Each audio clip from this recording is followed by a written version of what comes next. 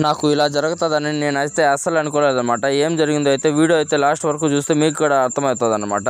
నిన్న నైట్ అయితే గణేష్ మండపం దగ్గర అయితే డ్యాన్స్ వేసానన్నమాట. వేసిన దానికైతే పొద్దున్నే అయితే నాకైతే పెయిన్స్ లైట్గా ఉన్నాయన్నమాట. ఆ పెయిన్స్ వల్ల మాన్లు అయితే ఎక్కలేకపోతున్నాను అనమాట. సర్లేనైతే ఒక మాన్ ఎక్కి ఒక కొబ్బరికాయ అయితే తాగినానమాట. కొంచెం వర్త్ అనిపించింది. ఇంక సెకండ్ మాన్ అయితే స్టార్ట్ చేసినాను. సెకండ్ మాన్లో అయితే ఒక ముదురుకాయ అయితే పడింది. ఆ ముదురుకాయ అయితే నేనైతే జోరుతున్నాను చూడండి. మా ఫ్రెండ్ గడ అయితే అది మా గణేష్ మండపం దగ్గర అయితే కొడదాంరా, అదైతే క్లీన్గా జోరు అన్నాడు. సరేనా జోరిస్తాను లేరా అని అయితే క్లీన్గా జోరించిన. వాడు కత్తితో అయితే సర్కస్ చేస్తున్నాడు అనమాట. ఇంకా ఒక చోట అయితే కాయలు అయితే కొట్టడం అయిపోయింది. ఇంకో చోటకి అయితే వెళ్ళాలి. అందుకని అయితే కొట్టిన కాయలు అయితే ఆటోలోకి అయితే షిఫ్ట్ చేస్తున్నాం అనమాట. షిఫ్ట్ చేసిన తర్వాత అయితే మేమైతే టూ వీలర్లో వెళ్తున్నాం. నేను మా ఫ్రెండ్ కూడా అయితే, ఇంకా మా బామ్మర్ది ఆటో ఆయన అయితే ఆటోలో వస్తున్నారు. ఇంకా ఇంకో చోట కూడా కొట్టడం పూర్తి అయిపోయింది. అక్కడైతే 100 కాయలు పడినాయి.